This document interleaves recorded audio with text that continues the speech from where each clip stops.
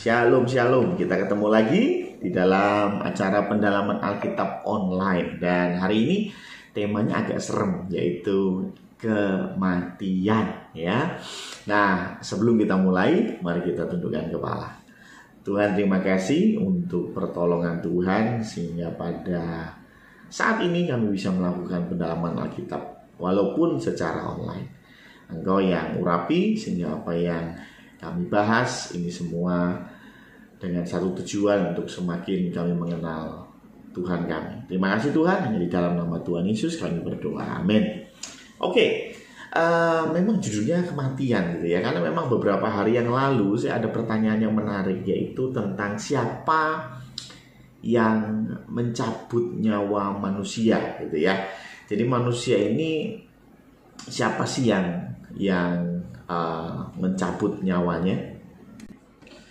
Yang pertama kita lihat referensi dari Keluaran 12 ya. Keluaran 12 ayat 29 ya. Ini cerita bagaimana tulah yang ke-10, bagaimana anak-anak sulung orang Israel mati. Dan yang menarik, siapa yang membunuh gitu ya, siapa yang ambil nyawa mereka.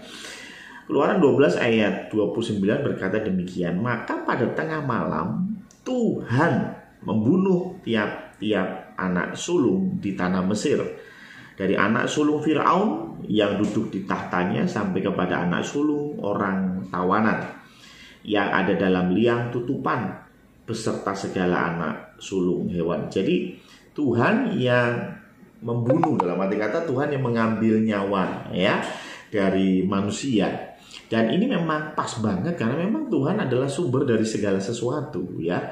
Karena itu pastinya ketika bicara siapa yang berhak mengambil nyawa manusia, tidak lain adalah Tuhan sendiri ya. Nah, kalau kita bicara tentang begitu, apakah selalu Tuhan yang mengambil? Nah, Tuhan bisa mengambil langsung seperti konteks di dalam Keluaran 12 ayat 29 tadi.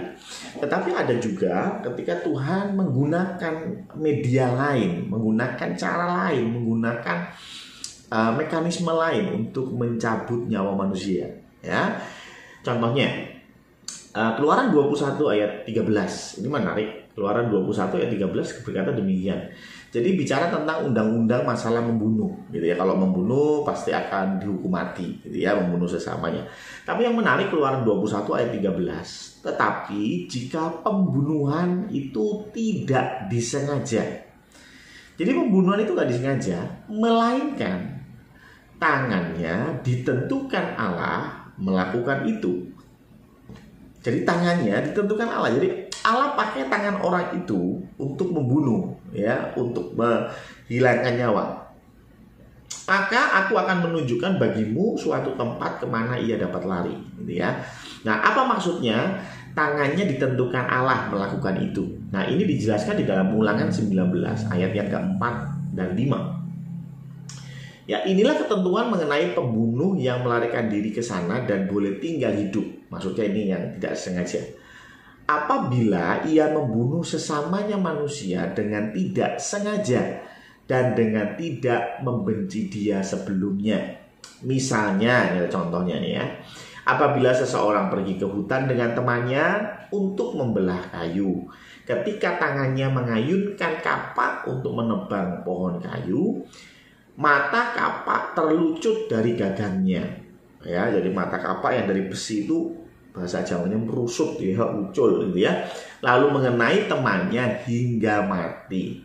Nah, ini contohnya bagaimana tidak sengaja ya, pembunuhan yang tidak sengaja gitu ya. Atau bahasa kita sekarang kecelakaan mungkin ya. Nah, ini dikatakan di Keluaran 21, tangannya ditentukan Allah melakukan itu. Jadi yang ambil nyawa temennya itu Allah, tapi menggunakan tangan orang ya. Nah, karena itu semua sebetulnya adalah dari kuasa Tuhan. Jadi kontrol Tuhan itu mutlak. Kalau Tuhan tidak mau kita mati, ya kita nggak akan mati ya. Nah, karena itu pasti yang membunuh pasti Tuhan, pasti Allah ya. Nah, jangan bingung dulu. Berarti kalau begitu, kalau manusia kena COVID Berarti Allah yang membunuh. Ya betul, tapi Allah menggunakan COVID sebagai sarana media untuk cara kita mati gitu ya. Makanya ada yang mati karena COVID, ada yang mati digigit nyamuk. Iya dong, gigit nyamuk, nyamuknya demam berdarah, mati deh ya. Dan ada banyak lagi cara kita manusia untuk mati. Tapi semuanya itu ada di dalam kontrol Tuhan. Ya, hanya Tuhan saja yang menggunakan tangan-tangan itu tadi, cara-cara tadi itu untuk membuat kita mati, gitu ya. Loh, kok Tuhan membuat kita mati? Iya, gitu ya. Apakah iblis bisa membunuh manusia? Saya rasa bisa. Ya, iblis pun bisa dipakai oleh Tuhan untuk membunuh manusia. Contohnya ayat yang Ayub, ya. Ayub itu ketika iblis bertanya kepada Tuhan untuk minta izin gitu ya, untuk menggoda Ayub, untuk mencobai Ayub, dan Tuhan berkata demikian, Ayub 2 ayat yang ke-6. Maka firman Tuhan kepada iblis, nah ia dalam kuasamu, ini semua kuasamu, hanya sayangkan nyawanya. Apa maksudnya? Ketika Tuhan berkata bahwa ya boleh, kamu boleh mencobai Ayub, tapi jangan ambil nyawanya, berarti iblis sebetulnya bisa ambil nyawanya, ya. Tapi Tuhan tidak kasih izin. Itulah mengapa saya bilang sebetulnya manusia ini makhluk yang rentan. Kita bisa mati dengan cara apapun, tetapi semuanya atas izin Tuhan. Iblis bisa membunuh kita, tetapi itu pun atas izin Tuhan. Dalam konteks Ayub, Tuhan gak izinkan. Kamu boleh goda, kamu boleh cobai, tetapi jangan ambil nyawanya, gitu ya. Artinya iblis bisa ambil, tapi Tuhan tidak izinkan. Kalau Tuhan tidak izinkan, ya sudah. Karena jangan salah, iblis itu kuat, iblis itu berkuasa. Dibanding manusia, iblis jauh lebih hebat. Tapi dibanding Tuhan, iblis gak ada apa-apanya. Itulah mengapa ketika Tuhan bilang jangan ambil nyawanya, maka iblis nurut sesuai dengan aturan yang Tuhan berikan, ya. Jadi sekali lagi, bisa nggak iblis mencabut nyawa manusia? Bisa, bahkan Yohanes 8 ayat 44. Iblislah yang menjadi bapamu, dan kamu ingin melakukan keinginan-keinginan bapamu. Ia adalah pembunuh manusia sejak semula. Jadi iblis ini pembunuh manusia sejak semula. Tapi jangan salah, bukan berarti iblis sesuka hati bunuhin orang. Gitu ya. Iblis sesuka hati mencabut nyawa manusia. Tidak. Semua atas izin Tuhan. Kalau Tuhan tidak izinkan, iblis sekalipun gak akan bisa merebut nyawa manusia. Jadi yang membunuh siapa? Buat saya tetap Tuhan. Karena kontrol ada di Tuhan, bukan ada di setan. Iblis, setan bisa saja digunakan oleh Tuhan, dipakai oleh Tuhan untuk mengambil nyawa manusia. Tetapi tetap kalau Tuhan izinkan, ya. Ia adalah pembunuh manusia. Ini memang beberapa tafsiran. Ada yang berkata ini betul-betul membunuh manusia. Tetapi juga jangan lupa bahwa membunuh manusia juga punya konteks di Taman Eden ketika Adam dan Hawa dicobai oleh iblis dan mereka jatuh ke dalam dosa, sehingga Adam dan Hawa jatuh di dalam kebinasaan. Itulah mengapa iblis disebut sebagai pembunuh manusia, ya. Bukan iblis yang menyebabkan dosa, bukan. Yang menyebabkan dosa adalah ketidaktaatan manusia, tetapi iblis yang mencobai, iblis yang mengusahakan itu supaya kita tidak taat, ya. Jadi sekali lagi, iblis memang pembunuh manusia sejak awal, tapi tetap harus ada izin dari Allah, ya. Apalagi kalau ini bicara tentang anak-anak Tuhan, ya. Ketika kita punya kedekatan dengan Tuhan, kita sudah ditebus, kita menjadi milik Allah. Bisa nggak kita mati karena COVID? Bisa. Bisa nggak kita mati karena iblis sekalipun? Bisa, asal Tuhan izinkan. Kalau Tuhan tidak izinkan, ya tidak akan terjadi. Semuanya nggak akan terjadi. Nah, terus kemudian bertanya lagi, kalau begitu siapa yang mencabut nyawa Tuhan Yesus? Ya, nyawa Tuhan Yesus ini menarik lagi. Ya, kalau nyawa Tuhan Yesus itu, ini bukti juga bahwa sebetulnya Tuhan Yesus adalah Allah. Coba kita buka di dalam Lukas 23 ayat 46. Lalu Yesus berseru dengan suara nyaring, "Ya Bapa, ke dalam tangan-Mu kuserahkan nyawaku." Dan sesudah berkata demikian, ia menyerahkan nyawanya. Jadi Tuhan Yesus itu menyerahkan nyawanya. Ya, saya nggak tahu saya kapan matinya. Saya juga nggak tahu saya sempat nggak bikin drama gitu ya sebelum mati. Saya, ya Tuhan, ke dalam tangan-Mu kuserahkan nyawaku ya. Ya kalau saya udah tahu beberapa detik lagi saya mati, tapi kita nggak tahu kapan kita mati, betul nggak ya? Ya mungkin belum sempat ngomong begitu udah meninggal duluan ya, atau nggak sempat ngomong karena matinya keselak sendok ya.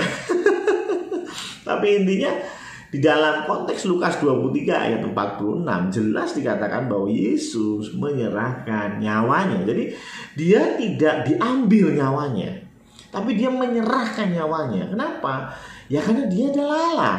Ya, dia adalah Allah. Tidak ada yang bisa ambil daripada dia. Hanya dia yang bisa menyerahkan. Dan itu diperkuat di dalam Yohanes 10 ayat 14 sampai 18 nih. Menarik ya. Yohanes 10 ayat 14 berkata demikian, "Akulah gembala yang baik, dan aku mengenal domba-dombaku, dan domba-dombaku mengenal aku." Ayat 15, "Sama seperti Bapa mengenal aku, dan aku mengenal Bapa, dan aku memberikan nyawaku bagi domba-dombaku. Ada lagi padaku domba-domba lain yang bukan dari kandang ini. Domba-domba itu harus kutuntun juga, dan mereka akan mendengarkan suaraku, dan mereka akan menjadi satu kawanan dengan satu gembala." Jadi ini bicara tentang gembala yang memberikan nyawanya, ya. Ayat 15 tadi, "Aku memberikan nyawaku bagi domba." Jadi konteksnya memberikan nyawa. Ayat 17, "Bapa mengasihi aku oleh karena aku memberikan nyawaku untuk menerimanya kembali." Aku memberikan nyawaku, bukan Bapa yang merebut nyawanya, gitu kan? Tapi aku memberikan nyawaku untuk menerimanya kembali, gitu ya. Nah, ayat 18, "Tidak seorang pun mengambilnya daripadaku, melainkan aku memberikannya menurut kehendakku sendiri." Siapa yang dibicarakan? Nyawa Yesus, ya.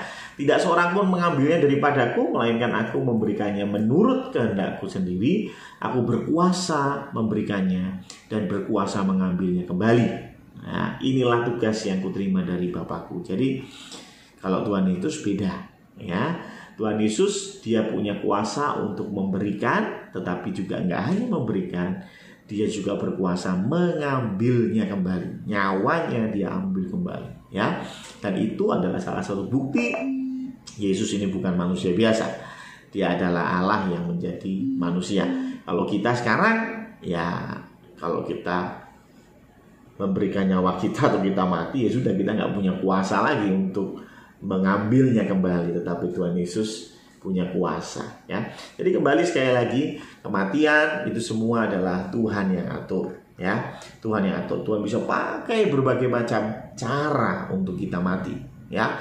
Jadi jangan pernah berpikir bahwa kalau kena COVID itu orang berdosa, kalau matinya itu di gereja itu orang suci. Nggak ada hubungannya, ya. Tuhan menentukan kita mati, ya.